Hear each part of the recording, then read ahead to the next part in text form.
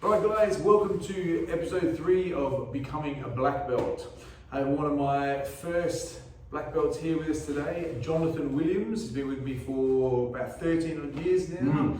And good to see my friend. Good to be here. John's a busy man, so I thought we'd jump on after a session quickly and have a chat about Jono's Jiu-Jitsu journey, what Jiu-Jitsu means to him, and what he's got out of it. So I much appreciate your time, mate. It's been a long journey. You started a long time ago. What originally got you into Jiu-Jitsu? It was originally because of a little altercation at school that was probably the thing that triggered martial arts and defence for me. It was you could call it a bullying incident, or just getting in a scrap. And it was really the first time I thought to myself, well, I can't be a victim again. So I had to sort of learn what defence was, and traditionally it starts in other areas. Sometimes boxing. I started kickboxing, and then at the time I found a club that had Jiu-Jitsu. That was a long time ago now, and then I found you in 07, I think it was. And there's been so much I've learned from Jiu-Jitsu since then. So fast forward a long time, a lot of training, and it's been a beautiful journey so far. And you got your team Top Gun with your partner Jason. Yeah. We're going to get him on there. He's one of my black belts. Yeah. So we'll get him next week as well in an interview. But it's excellent. I've seen you grow massively because you've since had a family. You've since gained different levels in your career, and you're a successful guy, you're an intelligent guy, which I think is super important for Jiu-Jitsu. As we were saying before. Are you still talking about me? Yeah. Kickboxing has its place. Yeah. And I love kickboxing. I do it myself, and box, everything for sure. Yeah. But Jiu-Jitsu, what you said before, there's two elements to a fight. There's outside or inside. You're either out or you're in. And Jiu-Jitsu is you need to have a certain intelligence to Jiu-Jitsu. Yeah. It's not a thuggery, it's not a power. It's a smart moving art. Yeah. And it needs to be approached with intelligence. Yeah. How has your Jiu-Jitsu changed from white belt to black belt? What have you discovered the most in that time? Well, I think in the early years you learn and grow, and you find out what the techniques are and how to move and position yourself. And then as you sort of go through the mid ranks, it's refining those techniques and learning to do them better. Learning to do them with a start of what looks like efficiency. But then I think as you sort of progress with it, because we've got such good training partners. Jason mentioned. I've been training with him for 13 years. It's really a long time. And with a coach like yourself, you learn to have, because there's more pressure, there's more efficiency you sort of start to grow with that bit of intelligence through the later ranks. So you learn how to do things better, and kind of like in the workplace, where sometimes when you come in, you don't always know what to do. You have to be shown by somebody that's got the experience. So that's what there's a lot of synergy between, I guess, what you do in the professional workplace and environment, what you do for a job, and I think training, because in some ways the learning and development almost happens in the same way. You get better at what you do, and just like saying a job, you can with Jiu-Jitsu, if you do something and you move the wrong way, well, you learn from it, or you do it and you get caught with a submission, then you learn from that. So in a way, there's some similarities there with what you do in everyday life. Absolutely, I think self-control. Make mistakes. Always. That's actually how you learn, which is ironic when people beat themselves up about making mistakes. When it's outside the mats or on the mats. Well, that's actually how you learn. You might make the mistake. How many times do you get to make the mistake? As many as you want. Right? That's okay. And that's why on the mats you're in a healthy environment. Outside, don't beat yourself up. Otherwise, you move forward. Always move forward. And I think what the major thing is self-control. I think when I see a client go from white to black, Yeah, there's moves, all the moves, secondary, the technique, etc. Yeah. It's really the self-control what the person develops that then helps them become a better jiu-jitsu practitioner. Absolutely. Or a better person in the workplace, or a better family man, a better friend, whatever it is. Yeah. That's self-control, Yeah. which I've seen grow massively from yourself. Yeah. Not that you ever had no self-control, Yeah. it was just more, young, strong. Yeah. And it looks in a different way. I think, would you say to Well, your 20, 28, 29, for me that was, when we started, when we first trained, and it was, that was a different job. I think we're all different when we're younger, and that's what's cool. You can celebrate really, because it's all good growth, isn't it? Yeah. And as you said, the environment's important, because if you don't create the right environment to make mistakes and learn, that's what it's all about. I say to people, Good club culture. Yes, 100%. And you can't grow anything in yellow sand. Zero grows in yellow sand. It has to be rich soil. Yeah. That's the environment. That's the product. That's the people. The people are very, very important, because it's give and take. And I learn off clients. I've learned off you over the years. I'm offering the jiu-jitsu, but you're teaching me things in lots of different ways. In your personality, and everyone's an individual. Well, just like in a workplace, and on the mat, you come in with an energy, and that sometimes can be affected by what happened earlier that day, or what happened yesterday. And you do on the mats, you need to learn to focus and channel, and put maybe some of that aside, and then and sometimes it can pop up in areas on the mats, because you get frustrated, or you want to come in and do a hard session. That's good. Doing a hard session is great. Because it does help with the with the other parts, and then there's other areas where you can just have a chat and. But this is the bigger picture, Talk through stuff. Yeah. Do you think I know when my personal game has grown more and continues to grow, when the more holistic I got about it, the more I was just about let's fight, more sparring, more rolling, more competing, or whatever it was. That wasn't really very fulfilling, because I think I love the art, because I can't handball it. It's not a team sport. Not that I'm not a team player. I don't like to handball anything when it gets under pressure. I like to have to deal with it myself. And that's where the growth comes in. Yeah, because you're on your own. Whatever, if you're stuck under somebody that's, bigger, better, sometimes it's not about winning. It's about sometimes just purely surviving. 100%. That is winning. Yeah. That is winning. We were saying just before, we're having a conversation about self-defense. He said self-defense doesn't have a time limit. Self-defense doesn't have a certain thing it's going to go. You've got to survive the whole thing. Now, you need to be the last person standing, so that you can exit, survive, and move forward. You've got to access, kind of what you've trained and what you've learned, and sometimes that's when you're under pressure, and you're, getting tempted at submissions, and you're being crushed. It is. You're on your own, and you've got to sort of work your way through it, and that's where the intelligence comes in, isn't it?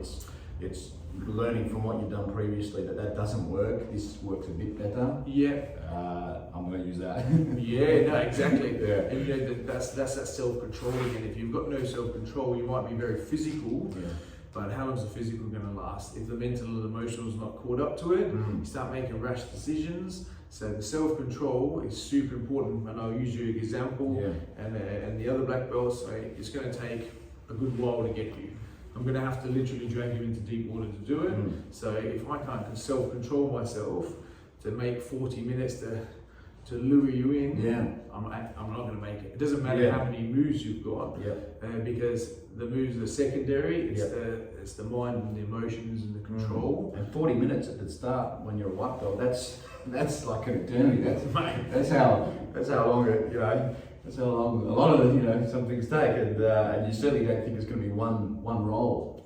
One time. But that's where you end up getting to. It's quite a beautiful thing. And I think if people would stop worrying about getting a submission, worry about self-controlling, dealing with your emotions, dealing with the energy that's coming in. Of course, the physical attaches to that, but if you can self-control, then you can be tactical and strategic down the track. If all you're trying to do is survive and try not to die, you make bad decisions. And that's not something you want for a long-term game. Well, if your mind takes you to that place, then all you're trying to do is you go, I'm doing it. Don't get caught, don't get caught, don't get caught. Yes. Well, you got to be smarter than that. You know, you got to go, nah, you're the one in trouble. You're the one that should be worried about not getting caught, and how I'm going to do that is projecting, you know, what I can in order to put you in a position where you're compromised, not me. And that's the goal. Is to make the other person do the work for you. Because if you come in head to head with someone, we're saying attributes make a difference.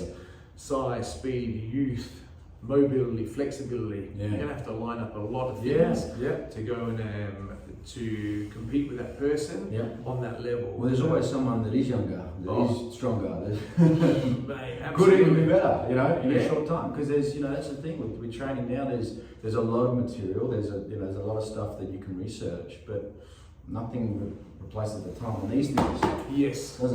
You know? So and also dealing with it as well, and put yourself in how important do you think it is to allow yourself to be vulnerable? Because you've got to try positions. I was talking to a client the other day, and he said, which is good because, you know, he's starting his journey. He said, I haven't worked a lot of back escapes because I don't give people my back often. I'd say, well, one thing to give people your back, you've got to trust the person. But don't worry about it. If you get submitted or you tap, no worries, that's fine. But you've got to trust the person, because if you don't trust them, you're not going to give them your neck. But you do have to put yourselves into situations where you are in comfortable situations, so that you can learn to get out of it. If you're always winning, you always do what you've always done, you're going to always get what you've always got. And I think that's where people don't grow so much. And they allow themselves to be vulnerable. Or they, you know, take the easy road, right? You don't get much out of keeping things easy, right? Correct. So if you're always just holding the person down and never moving, you're never learning to move yourself. And the person underneath, okay, that's fine, but you're not actually doing anything to me. So to move, pressure, control, challenge that person, but still be vulnerable and challenge yourself as well. I think it's super, super important, because otherwise you're never going to get uncomfortable, hence you're never going to end up growing. Plenty of areas to grow is when you're outside of the comfort zone. Isn't it? 100%. So look, I'm a big believer in the two sides. Well, there's three sides of the Jiu-Jitsu. You have the art, you have the sport, and you have the self-defense. And I love all of it, and I respect all of it. I would say the art has to be honoured though, because whether you compete, don't compete, this or that, it has to be something that's a vehicle for life. Would you say Jiu-Jitsu has been a very good vehicle for life for yourself? Definitely. Kept you focused? Well, it's an outlet, you know. You come in and you can, you know, for me, Jiu-Jitsu is like, you know, some people might think, well, why do you do that? Well, you go, well, that's what I enjoy. I love it. It gives me so much, because not only can you learn how to defend yourself and learn, you know, what to do in various situations, not just on the ground. It's standing up, clinch, you know, boxing, everything. But yeah, I mean, beyond that, it's you know, the art is amazing. It's such a beautiful thing when you've got you know, a role that occurs, and it could go on for, you know, beyond half an hour, you know, 45 minutes, maybe an hour, and not much might happen. But you know, if you were back where you were 10 years ago, 4 years ago, 13 years ago, you go, I could have never have done that. No, you exactly. know, so it is. It's, you know, it's something that it keeps giving. You know, every time I come in and see you, there's a light bulb. There's something. I go, I haven't been here for a while, or I can do that better this time because I've now got a better understanding. So it is. It's my favourite martial art. Right. It's an art. Absolutely. And the self-defense of it, the functionality, we say, you know, there's two ranges. You're either out or you're in. You have striking, of course, but once it's contact, it's jiu-jitsu. And to be efficient in that range, be like animal, I think is really important. So hence sustainable jiu-jitsu. This is why I think it's majorly important to have an efficiency. It's not who's best, it's who's left at the end of the day, from the functional side of things. What would you like to do with your jiu-jitsu in the future? I'd like to coach. I'd like to, you know, get to a place in my life where, you know, it becomes more of what I do each week. and that was always, you know, the long-term plan for who I am and where I want to go. Because it is an art, it's, you know, when you do have, you know, a black belt, you have a responsibility to pass it on. Yeah, in my opinion, 100%. You know, you got to show someone that there might be a John O'Williams from 1999 when he got his ass handed to him, and how that affected that, you know, that guy, girl, and what they can then have once you pass on the art. I think that's cool. I think that's honorable. You know, it's honourable. And it's important to do, you know, with someone that's spent a long time doing anything. So, you know, in like a lot of ways, you know, you could be a police officer, a paramedic, or you know, anything. There's vital tools that you could need. You know, transit guard, whatever it might be, and just every day. Yeah. You know, just anyone. You know, because in the same way that those people may have some really good skills that they pass on in their workplace, it's kind of like, you know, kind of what we should do as well. Oh, 100%. Yeah. Come great power comes great responsibility, and I know how powerful and confident I feel from the martial arts and jiu-jitsu, and I know you do yourself, and I already know that you're actually passing it through your workplace, and your workplace is currently not coach, but not in the physical form, more in the philosophy and the approach that you've had from your training. Yeah, concepts. You know, you can pass on some things that are, you know, similar to what you do on the mat. You isolated technique, and you can build it out. And then you can go, well, that works. This is here a bit better when it comes to efficiency and the likelihood for success. And they're the sort of things that say, like, you know, in my workplace, I can, you know, I can help people with. Yeah, definitely. Yeah, and there's a lot of similarities where you can go, yeah, this is good.